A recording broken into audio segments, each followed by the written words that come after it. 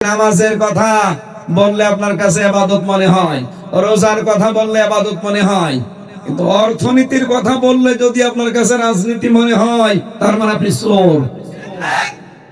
অর্থনীতি আপনি বোঝেন না, ওটা যে ইসলামের একটা পাঠ, অনেকে জানেই না। ইসলামে অর্থনীতি নেই, এই জায়গাটা ইবাদত বানানো লাগবে না। ইসলামী ব্যাংকে যে নিয়ম নীতিগুলো মেনে চলে, যদিও 100% সম্ভব না এই দেশে, যতদিন যাকাত ভিত্তিক অর্থনীতি কায়েম না হবে ততদিন এই দেশে 100% সুদ মুক্ত হয়ে বেঁচে থাকা সম্ভব না।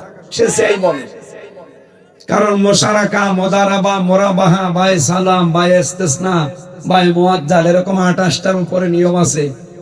আপনি কয়টা জানেন? এগুলো জানা লাগবে না। ইসলামী অর্থনীতি অ্যাপ্লাই করতে হলে এগুলো ব্যাংকে দেওয়া লাগবে না। যাকাত ভিত্তিক অর্থনীতি কায়েম হয়ে গেলে এগুলো সব ব্যাংকে যাবে।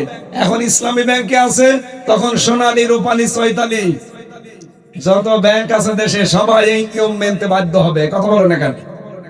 নামাজ পড়ে যেমন 10 মিনিটে আপনি সওয়াব পান, ব্যাংকে বসে 8 ঘন্টা ডিউটি করলে ঠিক নামাজের মতো সওয়াব পাবে। আমরা তো পুরো জীবনটা ঠিক ওইভাবে সাজাতে চাই। এই কথা বলেন না কেন? আমরা শুধু চাই না যে শুধু 10 মিনিট জোহরের নামাজ পড়লাম সওয়াব হয়েছে, আর বাকি 23 ঘন্টা 50 মিনিট আমার দুনিয়ার কাজ বলে না, পুরাটাই আমরা ইবাদত হিসাবে করি বলে দেব। আর ওইটার জন্য এই দেশে কোরআনের বিধান লাগবে। এটাকে কেউ যদি রাজনীতি মনে করেন, হ্যাঁ এটা রাজনীতি। কেউ যদি ধর্ম ব্যবসা মনে করেন, হ্যাঁ এটা ধর্ম ব্যবসা। এই কথা বলেন না কেন? তাহলে আমাদের যোগ্যতা অর্জন করা লাগবে জ্ঞানের পাশাপাশি। আল্লাহ বলেন, ওয়াদাল্লাহুল্লাযীনা আমানু মিনকুম ওয়া আমিলুস সালিহাত লা ইস্তাখলিফান্নাহুম ফিল আরদ। সূরা নূরের ভেতরে আছে 55 নম্বর আয়াত।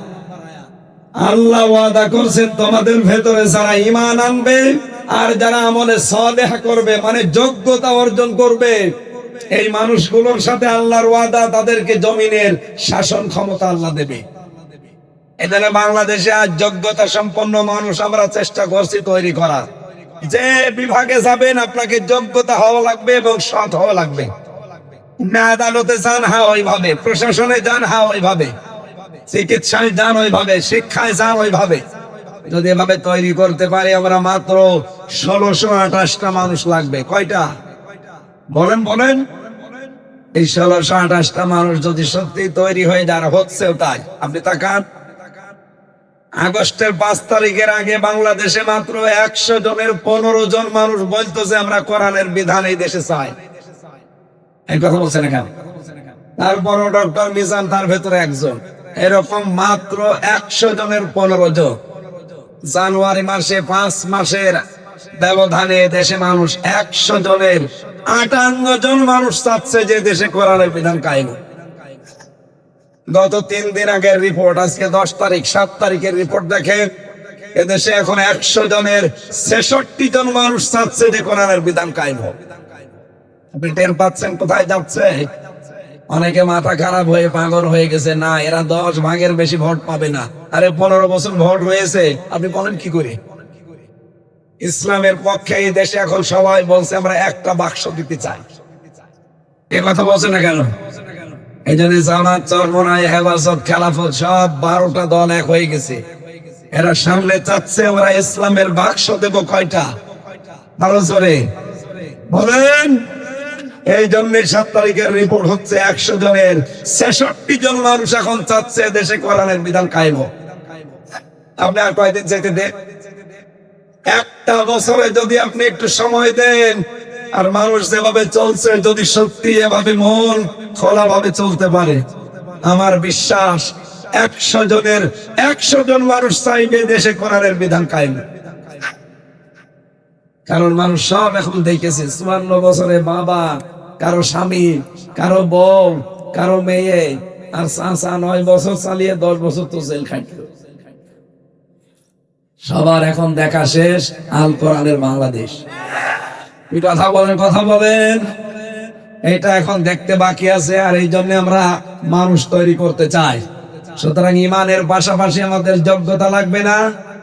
বলেন বলেন। যে যেখানে আছেন যোগ্যতা অর্জন করবেন ওই জায়গায়। আপনি যদি রাস্তা ঝাড়ু দেন কোনো অসুবিধা নেই, আপনি ওই জায়গার জন্য রাজা। রাস্তাটা ভালো করে ঝাড়ু দেওয়া শিখবেন। যদি পায়খানা পরিষ্কার করা আপনার দায়িত্ব হয়, ওটা ভালো কাজ, কোনো খারাপ কাজ নেই, ওইটাও যেন ভালো করে করা যায়। পুলিশ ভাইরা যে দায়িত্ব পালন করছে, যদি 8টা ঘন্টা না, আমাদের বললাম ডিউটি শেষ নেই, যদি সত্যি এটা ইবাদত হিসাবে পালন করে থাকে 24 ঘন্টা নামাজ পড়ার মতো সওয়াব পাওয়া যাবে। এজন্য আমরা প্রত্যেকটি মানুষ ওই জায়গায় যোগ্যতা এবং সব মানুষ নিয়োগ করতে চেষ্টা চালাচ্ছি। আল্লাহ যেন আমাদের তৌফিক দেন। সামনের দেশটা অন্তত চর্ম চোখে যেন দেখতে পারি যে দেশটা কোরআন দিয়ে চলছে, বলেন আমিন। আমি জান্নাতের কথা যেহেতু তুলেছি, জান্নাত আমরা অনেকেই জানি যে জান্নাত না। এই যে পুলিশ বসে আছে, অনেক বাংলা শিক্ষিত মানুষ, ওনারা জিজ্ঞাসা করেন, এমনকি হুজুর খেজুর হুজুর না, জিজ্ঞাসা করেন যে জান্নাত কয়টা, এরা বলবে 8টা। কোনদিন পড়েছে? পড়েনি, শোনা। আমিও এতদিন শুনি কোরআনে কারিমে দেখি না জান্নাত একটা, জান্নাতের স্তর 100টা। কয়টা? জাহান্নাম একটা, জাহান্নামের স্তর 70টা। আমরা বেশিরভাগ 7টা জানি। জান্নাত আমার আল্লাহ বানিয়েছেন একটা, জান্নাতের স্তর 100টা। তার ভেতরে প্রথম স্তরের নাম হচ্ছে ফেরদাউস। নাম কি? নবীজি বলেন, কেউ যদি আল্লাহর কাছে জান্নাত কামনা করো, সব সময় বলবা, আল্লাহ আমারে তুমি জান্নাতুল ফেরদাউস দিও। তার মানে এখানে গেলে আর মনের ভেতরে কোনো আকাঙ্ক্ষা বাকি থাকবে না। সুবহানাল্লাহ বলতে পারি। এখন এই ফেরদাউস জান্নাত সবার উপরে, এইটা পাবে কারা? এটার হকদার কারা? এই যে স্কুলে দেখতে পাচ্ছেন কতগুলো রুম আছে, প্রতি রুমের আলাদা আলাদা দরজা আছে না? কিন্তু স্কুল কয়টা? আল্লাহর জান্নাত একটা, দরজা এরকম আছে 100-র উপরে। দুনিয়াতে যে যে ধরনের কাজ করবে, আল্লাহ পাক তাকে ওই দরজা দিয়ে জান্নাতে প্রবেশ করাবে। এর প্রথম দরজার নাম কি? ফেরদাউস। বলেন। এই ফেরদাউস জান্নাতে যেতে হলে 7টা গুণ মাস্ট বি অর্জন করাই লাগবে। তাহলে আপনাকে আল্লাহ জান্নাতুল ফেরদাউসের উত্তরাধিকারী বানিয়ে দেবেন, আর চিরকাল আপনি থাকতে পারবেন, কোনদিন আল্লাহ বের করে দেবে না, আর আপনার বের হতে মনও চাইবে না। বলেন সুবহানাল্লাহ। টিওনা সাহেব যেহেতু এসে আমার ইঙ্গিত দিয়েছে, এই জন্য আমি প্রথমে এই আয়াতটাই নিয়েছি। আমরা যদি সত্যি জান্নাতুল ফেরদাউসের অধিকারী হতে চাই, আমাদের 7টা গুণ এখন থেকে মাস্ট বি অর্জন করা লাগবে। قد أفلح المؤمنون الذين هم في صلاتهم خاشعون। রব্বুল আলামিন বলেন, এই পৃথিবীতে মুমিন যারা, তারা সফল হয়ে গেছে, তারা সফল হবে না। আফলাহা এটা মাজি। সুতরাং এই দেশে আমরা যাদের ঈমান আছে, তারা খুশি হয়ে বলেন আলহামদুলিল্লাহ। আমাদের আর কিছু না থাক, ঈমান আছে, এজন্য আল্লাহর ভাষা, আমরা সফল হয়ে গেছি। কোন মুমিন গুলো সফল হয়ে গেছে জানো? যারা নামাজের ভেতরে ভয় করে। নামাজের ভেতরে ভয় কি? নামাজে দাঁড়ালে একদম জড়সড় হয়ে এদিক ওদিকে তাকাবেন না, খালি কাঁদবেন, এটা না। নামাজের ভেতরে দাঁড়িয়ে আপনি মনে করবেন আমি আল্লাহকে দেখতে পাচ্ছি। আপনি যদি দেখতে নাও পান, মনে করবেন মহান আল্লাহ আমাকে দেখতেছেন। সুবহানাল্লাহ। এরকম নামাজ আমাদের আছে। হযরত তালহা নামাজে দাঁড়িয়েছিলেন, একটা সাপ এসে তার বাচ্চাটাকে জড়িয়ে ফেলেছিল। পাশের মানুষ ডাক দিয়ে তার স্ত্রী সাপটা মেরে বাচ্চাটা বিপদ মুক্ত করে বসে আছে। হযরত তালহা নামাজ শেষ করে বললেন, এতগুলো মানুষ বাড়ির ভেতরে কি করে? তালহা ডাক দিয়ে বললেন, স্ত্রী কি এত মানুষ কেন?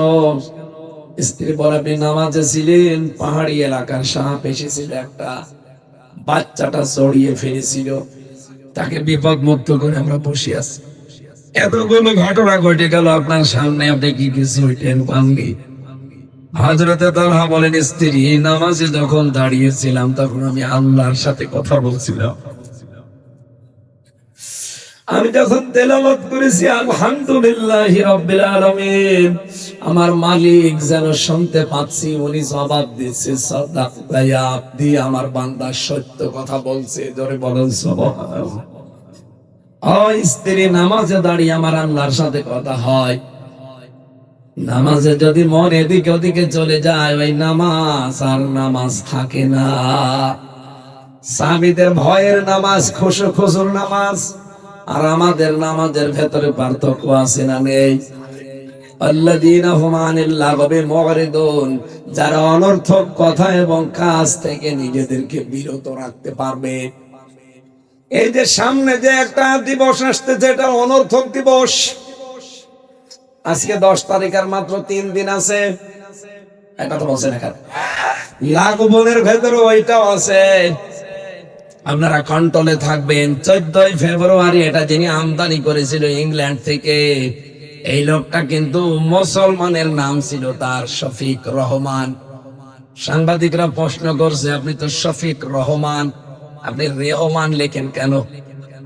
ও শয়তান জবাব দিয়েছে, রহমানের ভেতরে মৌলবাদের গন্ধ পাওয়া যায়, এই জন্য আমার নাম পরিবর্তন করে আমি রেহমান হয়ে গেছি। যে লোকটা আল্লাহর নামকে রহমান থেকে রেহমান বানিয়ে ফেলতে পারে, তার মিয়াশা আমদানি করায় 14 ফেব্রুয়ারি ভালোবাসা বিশ্ব বেহায়া দিবস কোন মুসলমান পালন করতে পারে? এক বছর বছরে অনেকে টাকা গুছিয়ে রাখতেছে, 14 ফেব্রুয়ারি সকিনাকে ফুল কিনে দেবে না, এটা বন্ধ করা লাগবে। এই দিবস আমাদের জন্য না, ইংল্যান্ডে ইহুদি খ্রিস্টানদের জন্য। এক কথা বলেন না কেন? সুতরাং এই অনর্থক কাজ যেন সামনে কেউ না করি। যারা করছে করুক, আপনারা করবেন না। এক কথা বলেন না কেন? কারা কারা করবেন হাত তোলেন তো। হ্যাঁ, বুড়ো মানুষ হাত তোলো তুমি না, ঠিক আছে। 14 ফেব্রুয়ারি বিবাহিত মানুষ যারা আমরা পালন করতে পারি, কি করব? ওই দিন দরকার হয় ফুল কিনে মিষ্টি কিনে স্ত্রীকে দেন। তাদের বউ নেই, তাও ঠিক বলা দরকার কি? লাগবনের ব্যাখ্যায় পেয়েছি, এই পৃথিবীতে যত অনর্থক কাজ আছে, সবচাইতে অনর্থক কাজ মানুষের তৈরি করা আইন প্রতিষ্ঠার আন্দোলন করা। সুতরাং বাংলাদেশে যারা আল্লাহর আইন বাদ দিয়ে মানুষের তৈরি করা আইন কায়েম করার জন্য রাজনীতি করেন, আপনি অনর্থক কাজে আছেন। আপনার জন্য জান্নাতুল ফেরদাউস নেই। কথার অর্থ বুঝেছেন? কারা হাত তোলেন তো। এই আন্দাজে হাত তুলবেন না। আলহামদুলিল্লাহ, ঠিক আছে ঠিক আছে, মাইকেল সাকসেস।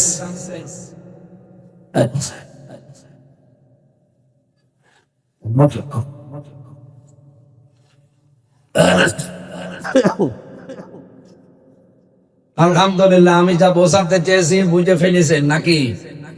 অনর্থক কোন কাজে কথায় আমরা নেই। আছেন এমন কথা বলবেন না যে কথা দুনিয়া আখিরাতের কাজ হয় না। দরকার নেই, চুপ করে থাকবে। নবীজি বলেন যে চুপ থাকে সে নাজাত পাওয়ার একটা পথ পায়। আর কিছু মানুষের কোনো কাজ নেই, কামনে আন্দাজে খালি বাসালের মতো বকতেই থাকে।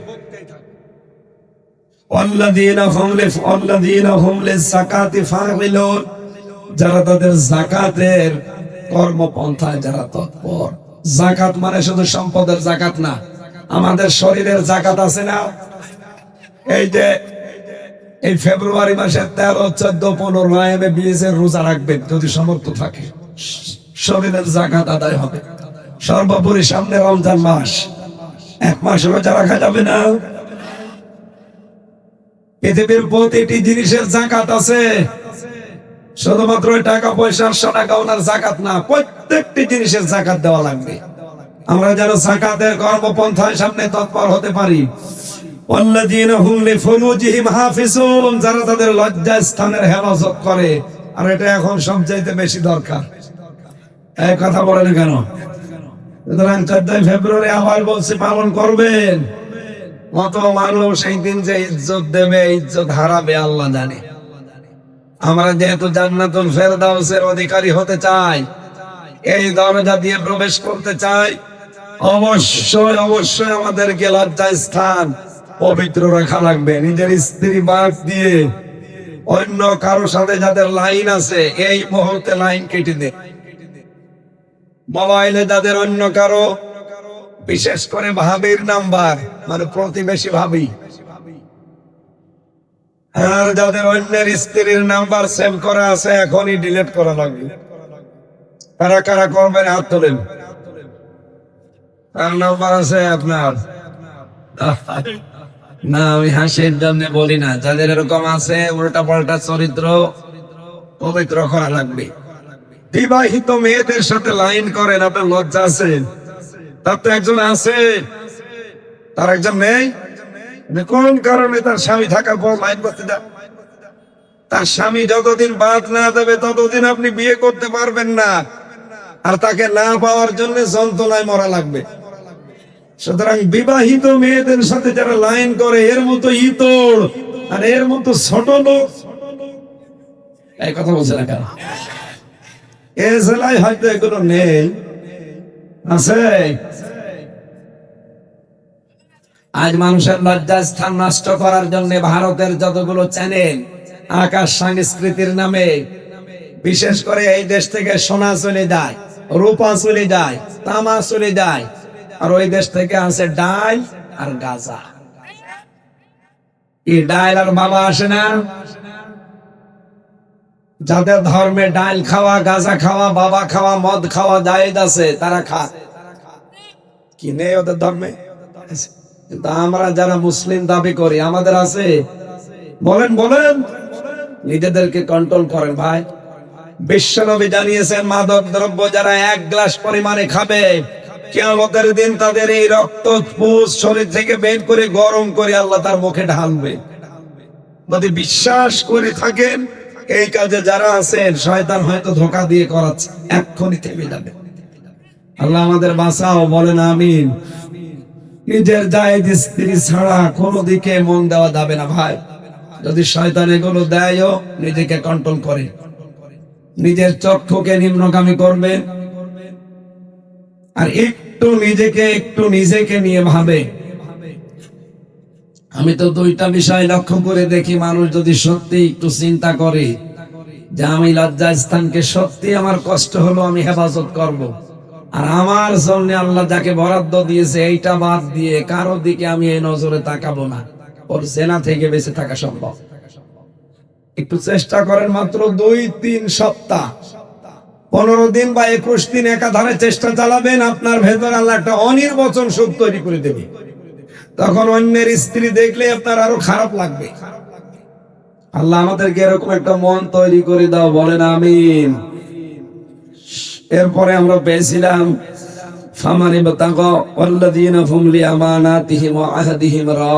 তারা তাদের আমানত ঠিক রাখে। এই যে বিয়ের আগে যে যৌবন, এটা আমার স্ত্রীর জন্য আমার আমানত। স্ত্রীর যে যৌবন আছে ওটা তার স্বামীর জন্য আমানত। কথা বলে না কেন? এই আমানত গুলো অনেকেই বিয়ের আগে নষ্ট করে ফেলেন।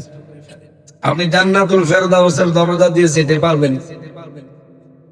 এরপরে যে ওয়াদা গুলো করা হয়, সামনে যেহেতু ওয়াদার মৌসুম আসতেছে, এমন কোন ওয়াদা করবেন না যেন রাখতে না পারে। চিন্তা ভাবনা করে ওয়াদা দেবেন। যারা তাদের সালাতের হেফাজত করে, আল্লাহ বলেন উলাইকা হুমুল ওয়ারিসুন, এই মানুষগুলো ওয়ারিস।